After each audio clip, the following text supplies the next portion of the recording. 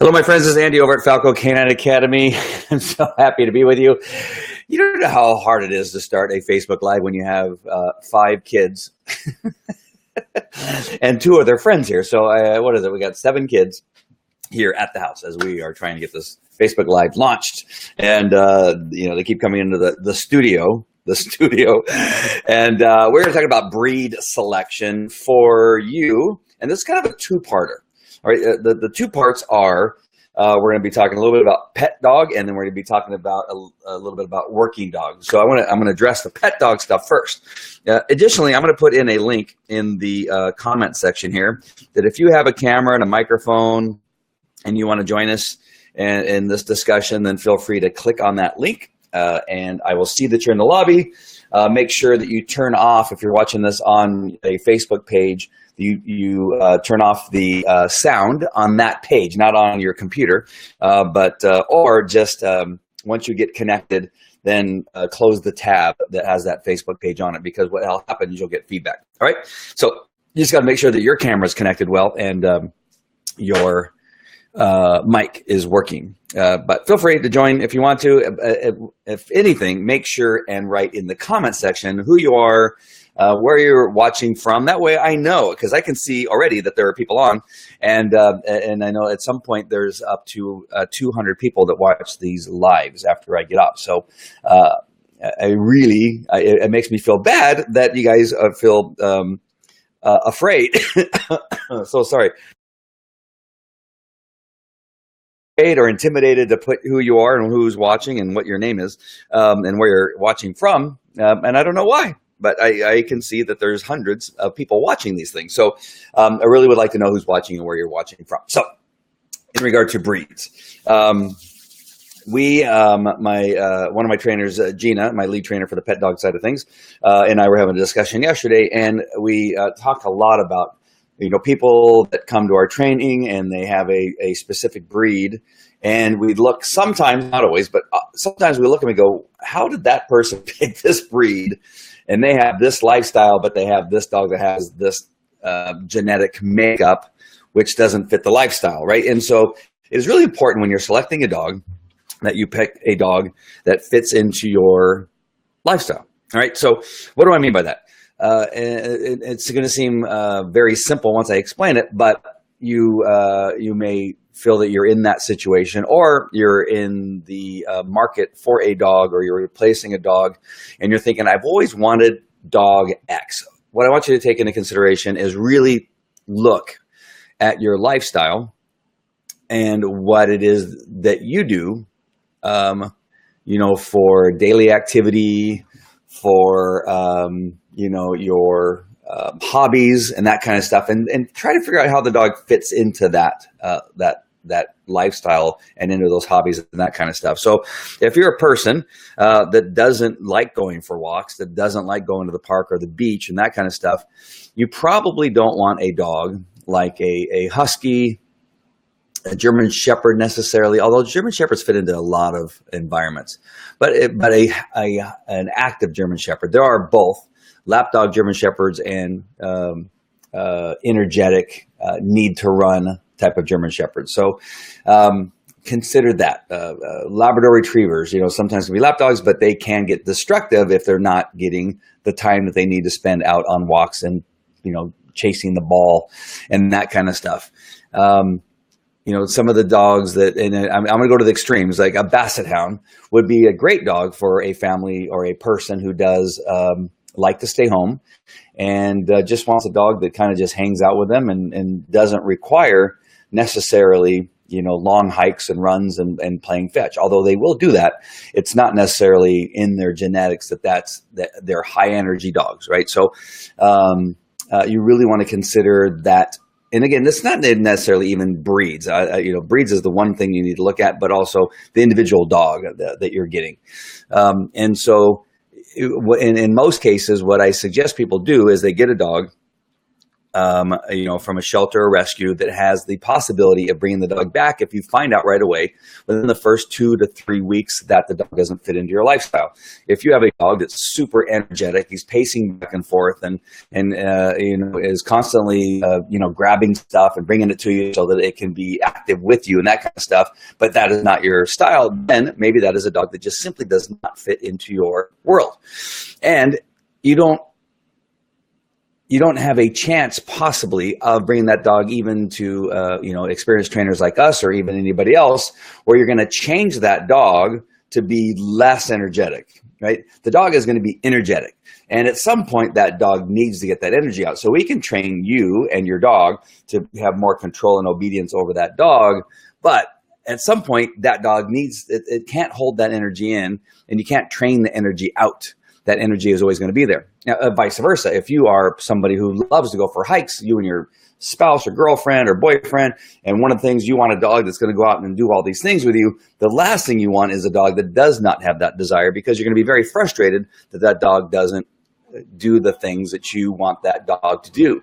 That it's a dog that's really meant to be with a family who's not that energetic, that doesn't get out. And so maybe you want a small dog that is more of the purse kind of dog, or the dog that likes to ride inside the baby carriages and that kind of stuff. So maybe consider something like that.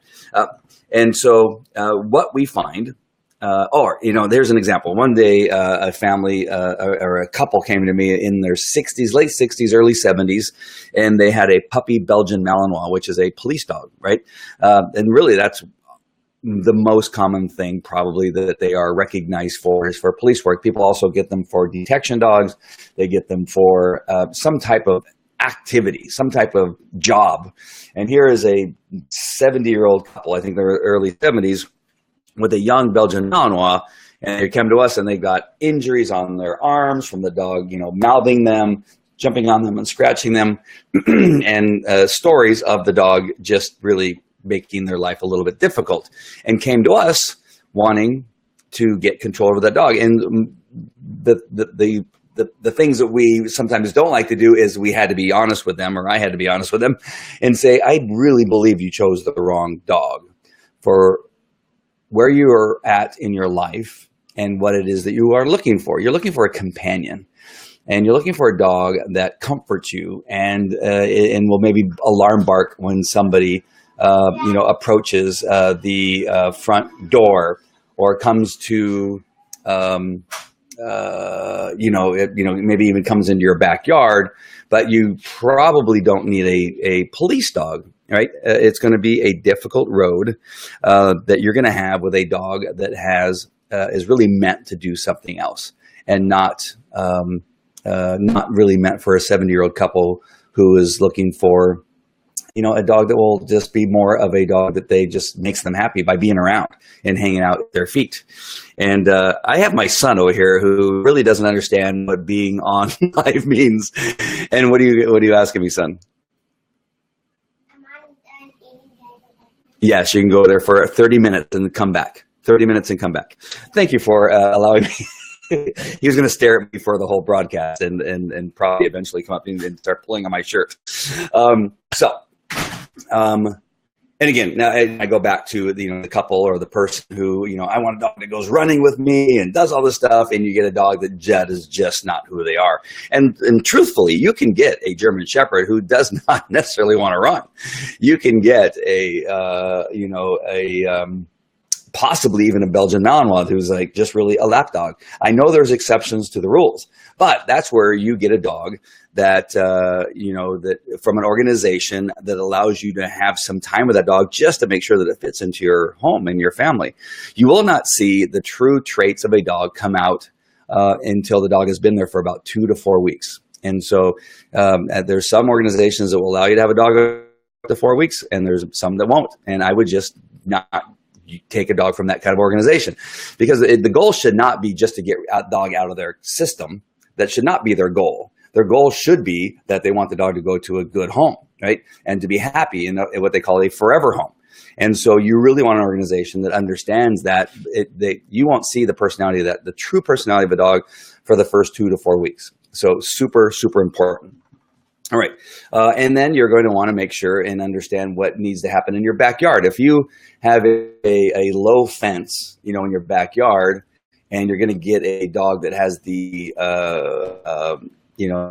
the propensity, like a Labrador Retriever, German Shepherd, Belgian Malinois, Husky, to jump over the fences. Now your environment, not necessarily your lifestyle, but your environment is not going to be conducive to making sure that dog doesn't get out and cause you to have to go to the animal shelter and pay a fine because your dog got out and that kind of stuff. You're going to want to make sure that your environment is set up to handle the breed of dog that you've decided to get. If you want a dog that's going to live in your home, you're going to want a dog that fits into your home. Do you live in a small home where the dog is going to make your life miserable, and because your desire was to have a dog that lives in the house with you, but yet this dog, it has no business living in a small, one bedroom, one bath apartment, let's say. And so be very, very careful about also deciding on a breed that fits into your environment that you're living in. So not only your lifestyle, but the environment that you have available to have such a dog. Again, I see people on, and still I have not seen your name and where you're watching from. I know that I have, other trainers that watch. I have an ex-employee who is a miserable human being who loves to write messages about stupidity and to say what a horrible person that on occasion you see me with flip-flops and so unprofessional, and that's awesome. So I know on occasion that he likes to watch, and he's probably afraid to show, to say that he's on, but those kinds of things happen. I do see that I have a guest finally, and it is our trainer Gina.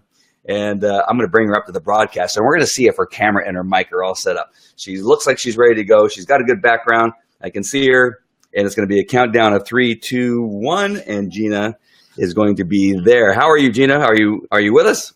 Can you hear me? I can. You can? Yeah. Yes, I can hear you. Yay! And I can see you. It must be sunny where you're at because you have sunglasses on your head. Oh, I was outside earlier and it was sunny. Just never. Oh, you're just stylish. What I was talking about earlier is that our discussion yesterday about some of the people that come in who have just simply made the wrong choice. And we can do a lot with training, but in some cases we have to be honest with people that possibly they selected the wrong dog for their lifestyle and maybe the wrong dog for the environment. Have you had that experience? Yes, a few times. We were talking about one not too long ago. Yeah. Some people get breeds that definitely don't fit their lifestyle.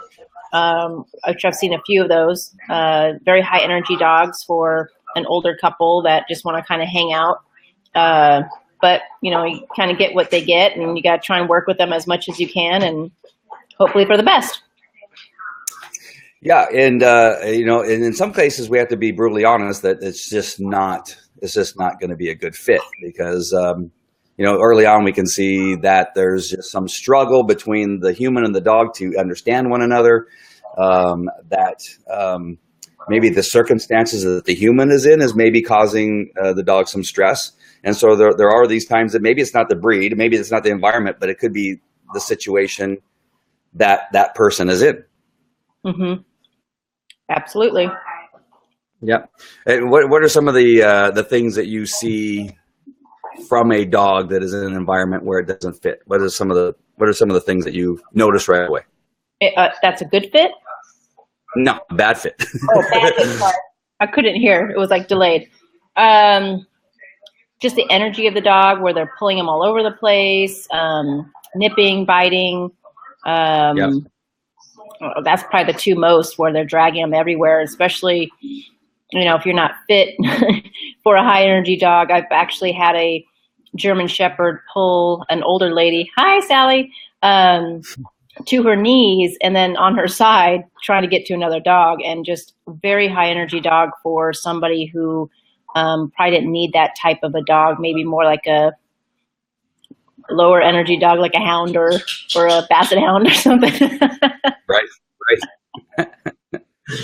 I was relating a story to you yesterday that I'm reminded of a lady who came to us, and the dog really was connected to her but the dog got along with nobody else in the family. In particular, what she told me at the time was her daughter. As I, began to evaluate the situation and talk to her a little bit more, one of the things I've learned is to ask a bunch of questions and really kind of hone in on what's happening inside the home. And at some point, she finally said, well, it's not my daughter, it's my stepdaughter. And understanding how blended families sometimes get along and sometimes they don't. My next question was, well, how do you and your stepdaughter get along? I go, oh, we hate each other. And so but that is another one of those things, right? The dog is in a situation where the person they're connected to doesn't like somebody else. So now that's why you see kind of the dog also not liking that other person. Yep. And so it may not be one of those things where the owner is willing, especially if they had the dog for a couple of years, where we'd say, well, you need to get rid of the dog then. No, I mean, but the understanding of why it's happening is really, really important, because we could be working on something entirely different, right? Obedience. We can decide, maybe this dog, needs a collar change or something like that. When in fact, we need to understand, what kind of situation the dog is in and help her understand the dynamics around having a dog living in an environment where there's some stress in the home, which is a little bit more difficult. There's a long delay. And really the problem with that is that that's not something that can be solved in the field. I mean, that's something where we have to go to the home and see if we can't give them solutions at the home. That's a home private type of training. Yeah, I think we talked a lot about that. Is a lot of times when people call us about issues at the field, I was like, well, I'd really like to go look in your house and see what the dynamics are in your house, because that's so important to the whole issue of what's going on is what's happening in the house. Is there a new addition in the family? Did somebody lose their job? Is there some friction between husband and wife, or like you said, the kids? So all those take into account. Did a new dog come in the house? Did you get a bird? I don't know. It could be anything, Yeah. Yep. Yeah. Sometimes it is that if we don't see a lot of change in the field, then it's time to go to the house and really kind of evaluate what's happening with the dog and seeing some stuff. So the second part of what I want to talk about and see, I wonder what it's going to look like when I make this change. I got to figure out how I'm going to do this. I got to make myself a little bit bigger, I think. And I think I have to move you. How do I move you? Let's see. Ooh. Hold on. Where are you putting me? Yeah, I got to see how this is going to work, because I've not done this particular thing yet. So I'm going to bring in, and first I'm going to bring it in and see what it looks like. Oops. Let's see. Can you guys see it? Oh, you can kind of see it. Kinda. Hold on. It doesn't give me many more options than this. There we go. Why don't I do this? All right. So I'm going to keep you on, Gina, and I'm going to go through this PowerPoint. This has to do with selecting a dog for work. So we talked a little bit about finding the right dog for a pet. I just want to go through a little bit. This is really short, so this isn't going to be very long. And so when we're looking for the right dog for the right job, we want to make sure, of course, and select the right breed. So, your Labrador Retrievers, your Belgian Malinois, German Shepherds, and some of the herding breeds and that kind of stuff. And even the Spaniels, the Springer Spaniels, Cocker Spaniels are all good detection dogs. And depending on what it is you're looking for, you want to make sure that breed's going to fit into what it is you want. Now, pit bulls can be good detection dogs, but the problem with the pit bull is they have such a stigma to them that if you're going to be wanting to have a dog for bed bug detection, I would probably stay away from the pit bull, only because it is harder to bring a pit bull into somebody's home than it is necessarily a Labrador Retriever, especially if they have kids. And I'm just saying that not because pit bulls are necessarily horrible dogs. It's just the perception, and you're trying to run a business and trying to make money. You're going to be welcomed probably more often with a Labrador Retriever than you will a pit bull. So when you're selecting these breeds, especially in the bed bug industry, you're going to want to understand what the temperament of that particular breed is. Again, back to the public perception. What's the public perception of that particular dog, and what type of work will the dog be performing? And I'm gonna come back to my screen here with me on camera here for a second, and because that's an important. What kind of job will that dog be performing? Now, if I go back to the time where we were training the dogs for the state of California in regard to E. coli salmonella detection dogs, in the beginning, what the dogs were going to be doing is searching the fields and running down those furrows of acres of produce. And I had selected the Jack Russell Terrier because that dog can run, they have lots of energy, and it was the perfect situation for that kind of dog because those dogs can go and go and go and go, and we wouldn't have that much problem. However, what happened is the testing and the what I was doing with UC Davis, who was also part of this whole study, they decided to take the dog in the laboratory, and they wanted the dog to search 30 individual pipes, over and over and over again. And a Jack Russell Terrier is definitely not the right dog for doing something so tedious and so not a fit for that kind of dog. So trying to find the breed that's going to be the right selection for what it is you're going to be doing is super important. Gina, you had some dogs that were in the fun nose work that we were holding some courses not too long ago. What were the breeds that you had for the fun nose work that you had in your classes? Do you recall? Yeah, it was a German Shepherd, Labrador, another German Shepherd, and a Maltipoo. Oh, and out of the Maltipoo. Surprisingly, the best out of the class. It was very interesting. Yeah, so that would be like the exception that you have every so often. Remember, we had Maverick, who was a bed bug detection dog, which was a Chow, Keeshond, something kind of dog mix that I never would have selected in a million years, even looked at that particular breed. And then it ended up being one of the best detection dogs we've ever trained.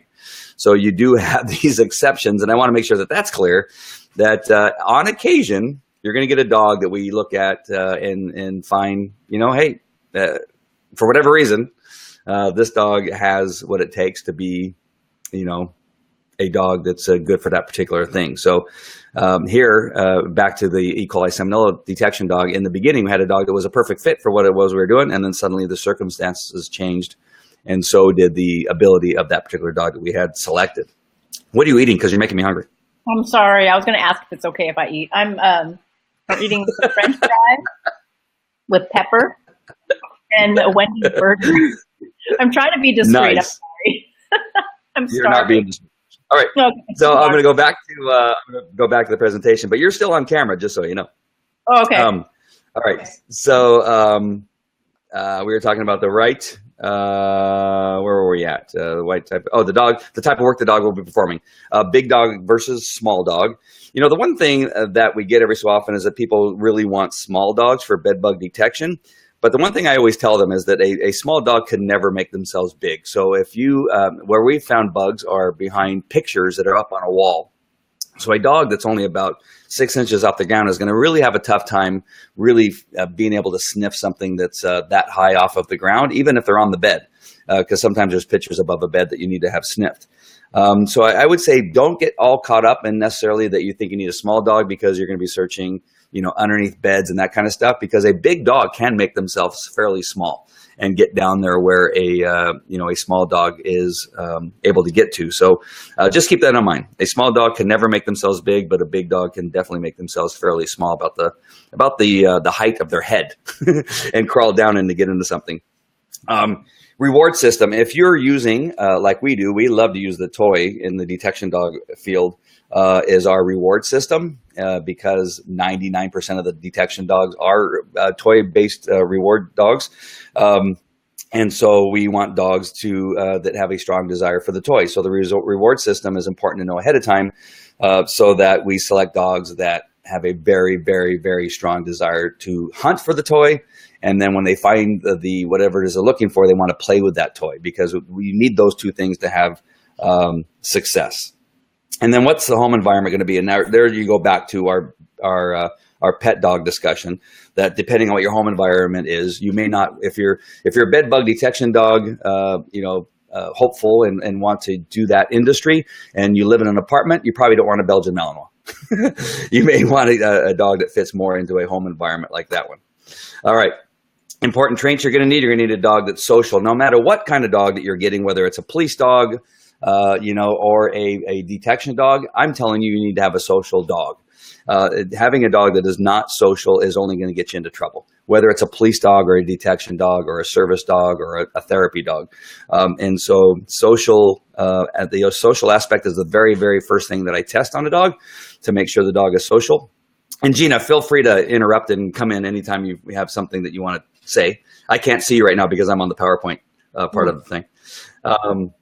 You want a dog that's confident because dogs are going to be working dogs and therapy dogs and service dogs are going to be asked to perform in environments quite often they've never experienced before. So you want a dog that will walk into an environment and not be distracted by the new environment. So say you're taking your dog to church or a restaurant and you need that dog to perform in that environment. If you have a dog that does not have the confidence to be in a new environment, you're going to have a really tough time getting your dog to perform in that environment.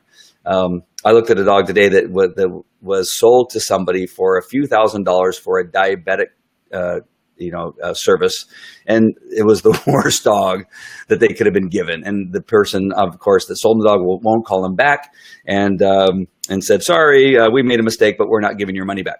And so, and the issue with that dog may not necessarily just been confidence, but it was too young. It was like only 8 months old. A low sex drive is, I would say, is pretty important. And you're not going to see that in a young dog. And I'm going to come back off of my camera again. That way I can watch Gina eating. But I want to talk about this. And I want to make sure that it's clear what I'm talking about, because that sounds kind of funky. People go, sex drive. How do you test a dog for sex drive? Well, in male dogs, one of the things is, does the dog pee on everything, right? Does it constantly smell on the ground, tasting and licking the ground or the base of a tree, and constantly peeing on stuff? Dogs don't always pee because they have to go pee.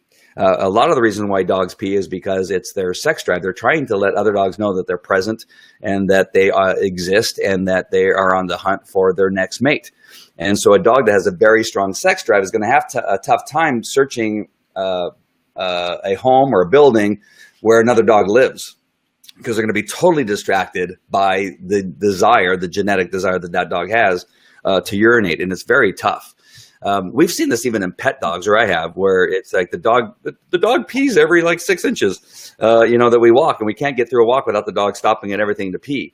And it's tough when you have a dog that has a strong sex drive.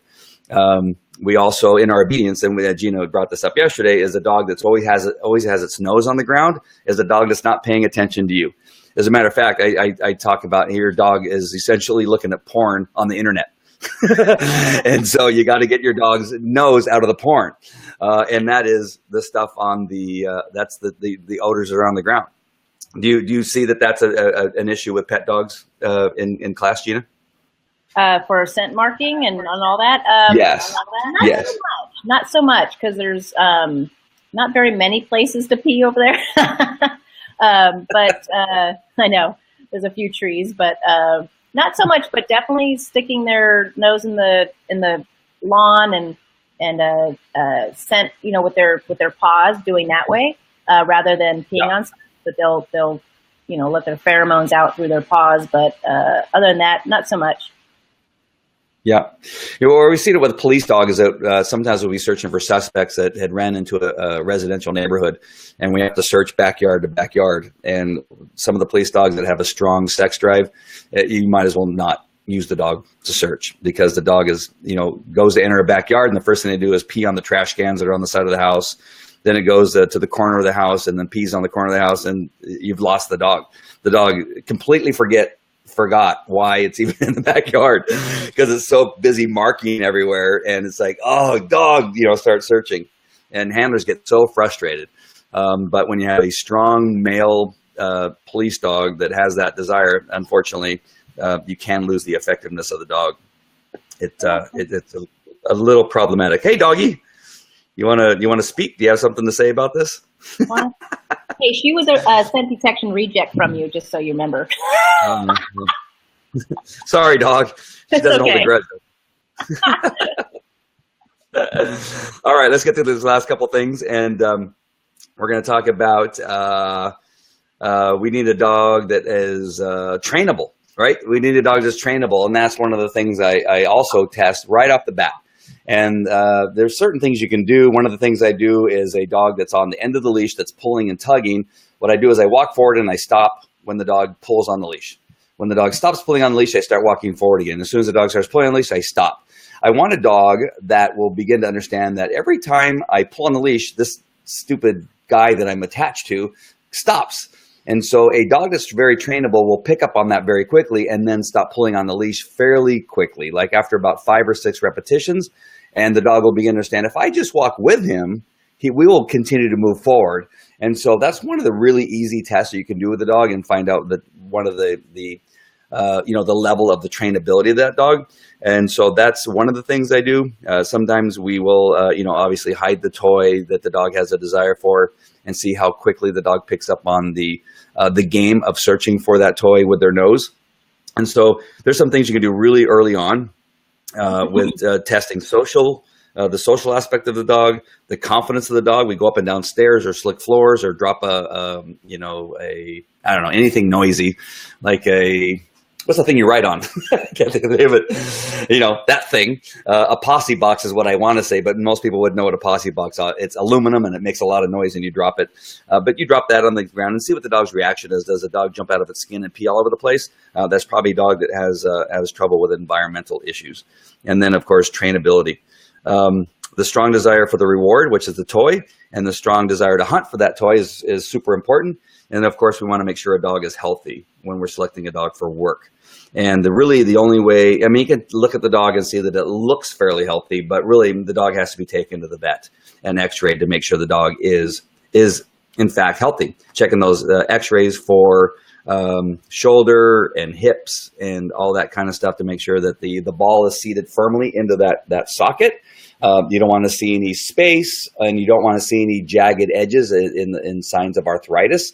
So you want to make sure and look at those x-rays, and then check the spine, the shoulders of the dog and the elbows, and then they sometimes will x-ray the wrists to make sure there's no arthritis in the dog.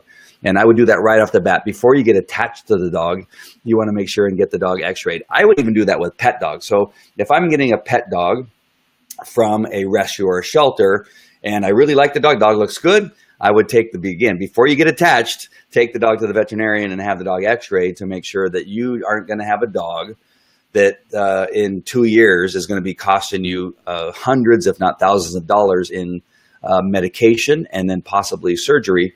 And I would get out of that early, even though you love the way the dog reacts and you're going, this dog, is looking at me with those eyes and says, please take me home. Yeah, take you home. Your heart's going to get in the way to your pocketbook and your pocket, in a very short period of time. And if you're willing, and you have the money to do that, that's great. But I would not, some people just want to be blind to the fact that this dog, I can see the dog kind of walks with a limp, or I can see the dog kind of sits funny and then has its leg cocked out, or is very slow to sit because it hurts. And they're going to cover their eyes and say, okay, I'm just going to hope that nothing's going to go wrong. But I'm telling you, in 2 to 3 years, you're going to be spending a lot of money because now you're in love with the dog and you don't want the dog to be in pain. And it could have been avoided if you would have, had the dog x-rayed early on. Do those dogs need... Yes, go ahead. Can I just say that just happened recently in class? These people got a dog from the shelter, and it was a few weeks before they consulted with us about the dog and showed us the dog at the Orange County shelter. And I contacted a few people, and they said, "Oh yeah, he's got some arthritis in his back leg, and he's 5 or 6, possibly 7, between that range, but he does have arthritis in his right leg." And anyway, the guy was in love with him. It took him 2 weeks to get the dog, got the dog, brought him to class. We went and did privates at his house to make sure he was set up properly and had the crate and everything. He wanted to do everything right. Comes to class, and I tell him, I go, I think you need to take a break. I said, his right leg's pretty bad. And come to find out, he has an ACL tear, not arthritis, an ACL tear. And this is a big pit bull, big boy. And he just was, it's not arthritis. You don't need anything. You need surgery for this dog. And they was like, oh man, we just got this dog and barely had him 2 weeks. And now they got to spend $3,000 for ACL, but it is what it is sometimes, right? Yeah. I mean, that is huge. And I cannot encourage people enough to have their dog looked at, especially when they're getting the old dogs. It's, with a puppy, you're not going to be able to get that dog x-ray for about 1.5 years So you're just kind of hoping that everything's going to work out. But when given the opportunity, by getting a dog that's in up there in a year and a half to 2 years of age from a shelter rescue, get the dog x-rayed because it'll be costly, and because your heart is now engaged and you're going to have to spend some money or whatever needs to be done at that point. I'm trying to think what else. Is there anything else we talked about yesterday or anything that jumps out at you that I missed in regard to making sure that you're aware of when you're selecting a dog? No, I think you covered a lot of it. You covered everything we talked about pretty much. Yeah, and if you have kids, I mean, that's an important thing. I think one of the issues with this dog I tested today is that the dog who they intended is a 5-year-old child, then the dog kind of doesn't care about the 5-year-old child, right? And with a diabetic dog, the connection between the human being and the dog is super important. I mean, if the dog is not connected and paying attention to the change in the child's odor and their attitude and their emotions and how they're feeling, then we're going to lose the effectiveness of a dog that's trained, or that you not necessarily well trained, yeah, but you've collected for this child. If the dog's not connected, he's not going to do it. That's just the bottom line. When you're talking about a working dog, these 2 dogs I just got from Northern Ireland, I'm so thankful that I had Ollie for the man, Chris, and Flash for the lady, Christina, because if it had been the other way around, I would have had to make a switch in the middle of the class. There's no doubt in my mind, because there was no way that it would have been the other way around. The dog, the Flash would not have necessarily worked well for Chris, and I do not believe Ollie would have worked well for Christina because he was too big and strong and would have just taken advantage of her. So that connection is super important. So whether it's a dog for working, therapy, service, or pet, the connection between the human beings and the home is really important. And if you have kids, super important. How is your what was the dog's name that you just showed? Shoot, the reject from Taco Canine Academy. Kona. Kona. I don't know why. I should know Kona. I've only known Kona for how many years now. Kona has an issue. Is that safe to say? Or had an issue? Well, which one are you talking about? a little bit of aggression towards. I wanted you to say that. Yes. Yeah, that's right. Because when your daughter came up at one point in the training, she lunged at her. Yeah. So, I mean, that's one of the things, right? And it doesn't have to be a pit bull. I mean, it just so happens that it is. But if it's a Chihuahua and your dog is showing signs of aggression towards somebody in your family, can we work on it? Yes. We get a lot of dogs that come to us because of aggression issues. We're widely known for dogs. We get the problematic dogs, the dogs that got kicked out at every other training program. We get those dogs. And so we know that we can make it better and we can help save some dogs from having to be put to sleep. But again, when you're selecting the dog and you early on see some of these signs, it may just be best to move on to the next dog and not try to make something work that, again, you're going to, you may not be happy with. And kids is one of those things, especially when you have children at home and you're bringing a dog into that home, obviously the kid is more important. And I've unfortunately seen people trying to make a dog work in an environment where the dog clearly hates the kids, and it's like an alcoholic. You can train a dog to withhold that desire to do something. And that's through obedience and rules and boundaries and making sure the dog understands that it can't do that thing it desires to do, but that desire to do something never leaves. It's still always there. And that moment you let your guard down may be the time the dog realizes, hey, the warden isn't around, so I'm going to, do what I need to do. So just be careful when you see early signs that, the dog doesn't like little Jimmy. Try to bite little Jimmy's face. Maybe, it's time to rethink about having that particular dog in your family. And I know that's easy for me to say because people do fall in love with their dogs and they fall in love with the look that the dog gives them through the bars at the animal shelter. And they go, we want to make this dog work. And that's fine if you live alone, right? That's fine if it's just you and your spouse or boyfriend or whatever it is, or girlfriend. But just be very, very careful when it comes to kids. The other thing is that your kids has friends that come over. And we can see that has become problematic for people. Do you think, Andy, that maybe touching on the fact when you do adopt a dog, even though you think it's a perfect fit and you bring them home, providing structure in the home is huge when they first come inside the house? Absolutely. People, people sometimes wait, or they get the story, or they've been told that the dog comes off the street and has had such a rough life. And so the thing is, well, we don't want to give this dog obedience because he's had such a rough life. And, there's been so much he's been through. The last thing I want to do is tell him to sit and stay. No, it's more important for dogs that have had a rough life to teach them right away that there's rules, boundaries, sit, stay, and the dog will love you for it. I mentioned this probably on the last 3 Facebook Lives that I've done, at least I think I have. And dogs desire leaders. Dogs desire structure. Dogs desire to know what it can and can't do. They thrive off of it. I have such structure here with dogs. The dogs end up loving me, and they come to me. The 2 dogs I just trained, they know the rules. There's no walking through a door, and pushing me out of the way. There's none of that. There's no door busting. They can't eat the food that I give them until I've given them permission, and it's something they've never experienced in their short little lives that they had up to that point. And in the end, the dogs probably love me so much that it's even hard for them to do searches when I'm around, because they're always looking at me to say, hey, there's the leader. That's the guy who's showed me the rules and the boundaries and that kind of stuff, and they have a better connection. So yes, you're right. Sorry, I went on an old rant there. Sorry, I started. But yes, you are right. You said something yesterday. Now I can't remember what it was. It was along those lines. It was brilliant. Ooh. Damn it. Darn it. And we laughed, and it was so funny that you were brilliant. No, it was, gosh darn it.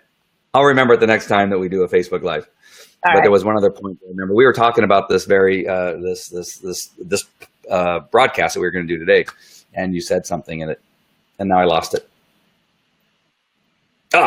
Forget about it. Was it the beer was good? Might have been. Tangerine, that Whole Foods was good. I think that's what it was. Yeah, I have a what's called a mango cast. Tart mango cart. I'm sorry, not cast, cart. It's one of the best beers on the planet. It's made by Golden Road. And I've refrained from taking a drink on camera. And here I am showing you the beer. It's been a long day. Trying to get to this broadcast, if you notice, I was about 7 minutes late or 10 minutes late. It was trying to get out into the studio because the 5 kids just, it's tough. Maybe I need a pinch collar or an electronic collar for my kids. Oh, that'll be a whole different issue. All right, so I think we've touched about everything that we can on this particular subject, and just to really consider all those things. If you forgot what they were and need to replay and watch it again, then feel free to replay. But there's a lot of things that you need to consider. I think people just sometimes look at a dog and say, "Wow, I love the way that dog looks," or "It's the right size," or "It's the right sex." Those are minor compared to all these other things that you need to consider when bringing a dog into your home. How it fits into your home, how it fits into the family, how it fits into your lifestyle, and how it fits into the environment that you're living in. Those are really, really important. And then again, you won't see the dog's true personality for the first couple weeks. You need to have the dog there 2 to 4 weeks with the option, hopefully from wherever you got the dog from, to be able to take the dog back and try again. And be strong. Don't fall in love in 2 days and then you see something 3 weeks down the road and you come to us. So, I mean, we'll help you. I mean, that's probably some of our best customers are people that kept the dog that maybe they shouldn't have kept, right? And so we don't mind because that's part of our business. But I would you can still come to us with a dog. Oh, I'm sorry. I didn't mean to cut you off because it seems like I'm not cutting you off, and then when you talk, it's delayed. But can I add something for one of the don'ts? And maybe you can touch on this or not, but people often get coaxed into when they look at puppies and litters and stuff. They get coaxed to taking 2 of the puppies, which you know about littermate syndrome and all that stuff. That's a Facebook Live itself. I tell you, I've had so many clients that get in love with these dogs and they take them home, and then they're menaces because they don't understand sibling and raising them independently rather than their own pack and existing in their own pack. And I know I'm going on a rant myself, and I apologize, but that's so huge. Okay. People fall for that all the time, and I would too if I saw 8 puppies and want to take 2 of them home. But shame on breeders for doing that. Shame on breeders for doing that. Yeah. And I know somebody's going to say, well, I had a brother and sister who got along just fine. I know. This like there's exceptions to the breed rule. But we are both telling you that we've seen it way too often where siblings create, and that's the alarm. That's the sibling alarm. You don't get siblings. The alarm goes off. Don't get siblings. Just don't do it. It's not good. And one of the next broadcasts I want to do should be definitely talking about siblings and some of the things that we've seen in the past and the difficulty it is to work with dogs like that. And that's about it. Anything else we missed? Do you think that was a good one? I wish, I wish I would have thought of that. But I you're a genius. Really again, I told you, you're a genius. Hey, we're a good team. High five there. I think it's really important, like people who are interested in getting dogs, that understanding the structure that's involved, like your life is going to change. It's not going to be the same. Yeah. You got to be prepared for that. Yeah. And we both have kids, and you know that you're getting a dog for the kids and the dog ends up being yours. You know that, right? I mean, everybody who has kids, that the kids love the dog for the first 2 days and then they're back on their Xbox or they're back onto their iPhone. So just understand that. My kids all understand that these dogs come and go here, but they all know that this is how Dad makes his living, and they help. And I think it's good for the kids that they understand that care for animals is an important process, and they all need to take part. So I do have 5 kids. They start from age 3, 6, 9, 11, and then 23, and they've all been involved in the care and taking care of these dogs. Do not let them. You say, I want a dog, and then not do anything. Don't go out there and pick up the pooper scoopers and let them get away with that. They need to be a part of that process, and it's important because it'll lead to, understanding responsibilities as they get older. I think it's just one of those things that needs to happen. And so all my kids, my son, he look at me, oh, Dad, they got to pick up these dogs aren't mine. No, it has to be done. It's responsibility. And I think it's important for that you continue with that teaching regardless of how they feel about it. And pretty much I say, go pick up the poop and they go do it.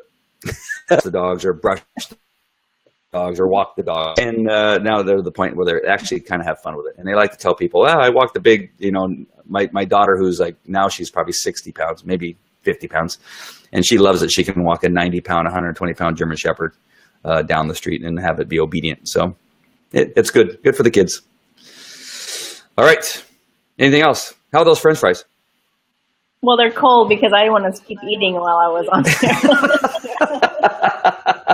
I liked it. Going. I even have a burger that I haven't eaten because I'm sitting here talking.